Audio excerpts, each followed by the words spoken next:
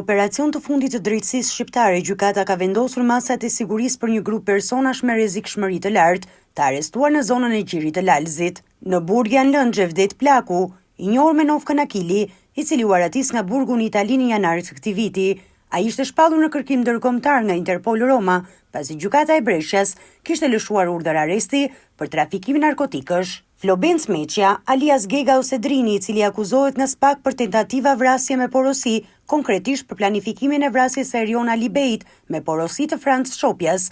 Ai është ndaluar për organizat kriminale dhe veprime të tjera të lidhura me krimin e organizuar. Voltan dhe Juger Xhani, të cilët dyshohen për organizimin e vrasjes së Elis Roshkodolit në Shkodër.